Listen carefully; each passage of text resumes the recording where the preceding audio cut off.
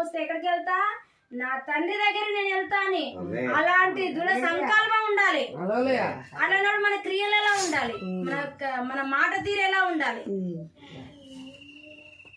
హల్లెలూయా.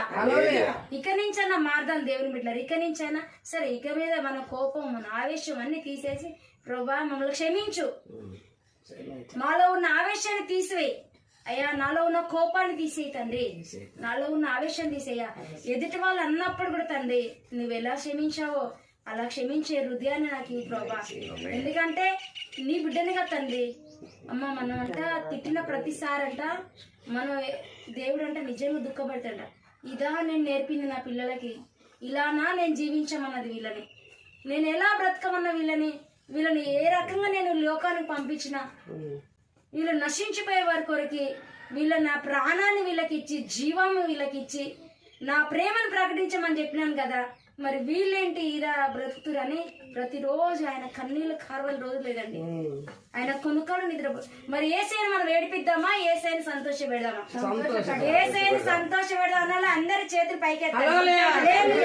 ఇక మీదుగా మనం ఎలా జీవిద్దాం, ఎలా జీవిద్దాం మీరే చెప్పండి, నేను చెప్పను. ఇక ఎలా జీవిద్దాం? దేవుని కొరకి, దేవుని కొరకే జీవిస్తాం. నీతిగా, నిజాయితీగా, కోపాన్ని తీసేసి, ఆవేశాన్ని మనలో నుంచి తీసేసి. కోపం ఉన్న దగ్గర దేవుడు ఉండడండి. కోపపడరు కానీ పాపం ఉండొద్దు, కోపం ఉండదు.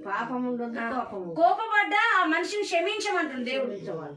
కోపపడరు కానీ పాపం చేద్దాని ఉందండి. ఇంకొక మాట చూసారా? కోపాన్ని అయినా క్షమిస్తా అంటుండు కానీ పాపాన్ని క్షమించని అంటుండు. పాపం అంటే దేవునికి అంత, ఆయన పాపంలో నుంచి మనల్ని కడిగిండు కదా. ఇప్పుడు మన పాపల కొరకు ఆయన వచ్చిండు, మనల్ని కడిగి పవిత్రపరిచిండు. మళ్ళీ మనం పాపం చేస్తే దేవుడికి మనకి అడ్డుగోడగా ఉంటది. మనం ఎప్పుడైతే మనం పాపం చేసామో దేవుడు మనకు మాట్లాడండి. దేవుని బిడ్డారా, అడ్డుగోడ అయిపోతుంది మన మధ్యలో. తర్వాత మనం ఎంత ప్రోవా అని పిలిచిన ఆయన మన మాటలు దేవునికి వినబడే.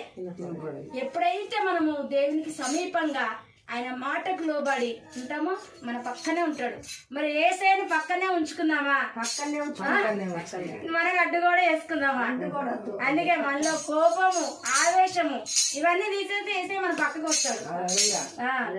ఎల్లప్పుడూ ఏసైని మన పక్కన పెట్టుకుందాం. హల్లెలూయా. నిజంగా అండి, మనం ఎంత ధన్యులం. దేవుడే మన పక్కన ఉంటా అంటున్నాడు. ఇక దేని గురించి అండి మనం ఆలోచించేది? దేని గురించి మనం చింతించేది? నా బిడ్డ నీ పక్కనే ఉన్నా, ఏది కావాలో అడుగు, ఒక క్షణంలో నేను నీకు ఇచ్చేస్తా.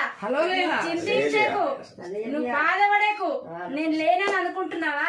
నీలోనే ఉన్నా, నీతోనే ఉన్నా, నీతోనే మాట్లాడుతున్నా. నేను నీతోనే మాట్లాడుతుంది, నిన్నే హెచ్చరించేది.